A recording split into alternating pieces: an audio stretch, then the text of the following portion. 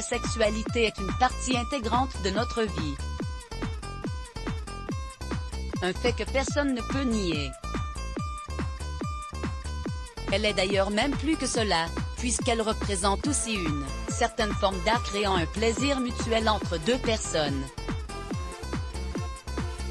Toutefois, le sexe peut également comporter des dangers s'il est pratiqué de manière irresponsable et désinvolte.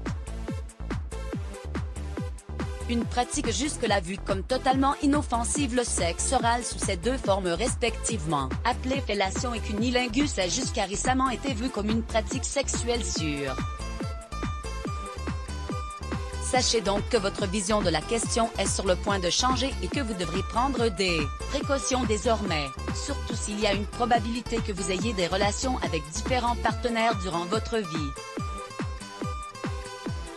Le sexe oral augmenterait apparemment le risque du cancer de l'oropharynx, de la bouche et de la gorge, qui est, entre autres, causé par le HPV, le papillomavirus humain. C'est en tout cas ce qu'une nouvelle étude a révélé après analyse de 13 089 personnes âgées entre 20 et 69 ans. L'HPV serait effectivement l'infection sexuellement transmissible la plus répandue aux États-Unis, et le rapport entre ce virus et le cancer de l'oropharynx n'a cessé de s'éclaircir durant les 20 dernières années, chose qui inquiète les experts du domaine médical. Ce qui a permis de pointer du doigt le sexe oral. L'équipe ayant effectué cette étude a été menée par le Dr G.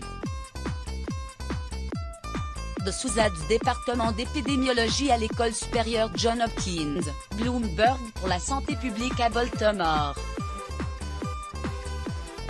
Ce dernier a décidé de se pencher sur les facteurs augmentant le risque de ce cancer et il a abouti à la conclusion que les hommes ayant pratiqué le sexe oral avec au moins 5 partenaires différents durant leur vie et qui ont aussi déjà fumé, avaient un risque élevé, une augmentation de risque de 15% de développer un cancer de l'oropharynx.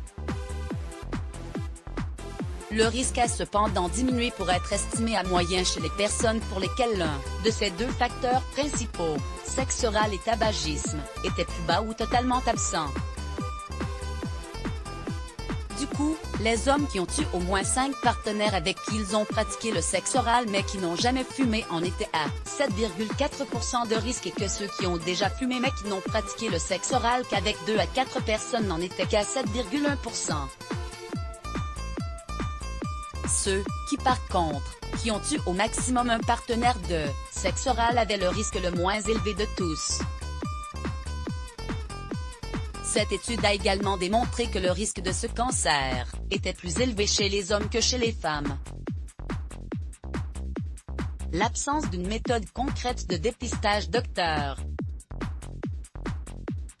Carol Fakri, professeur associé au département d'otorhinolaryngologie de l'école Johns Hopkins, a dit qu'il n'existe toujours pas de test permettant de détecter ce type de cancer chez les patients. C'est un cas rare de cancer et pour beaucoup de personnes en bonne santé et les inconvénients du dépistage sont supérieurs à ses avantages en raison de la probabilité d'erreur et de l'anxiété conséquente qui peut en résulter. Cette recherche faite sur des personnes atteintes de HPV n'est en aucun cas un moyen de prédire qu'elles seront touchées par ce cancer dans un avenir proche.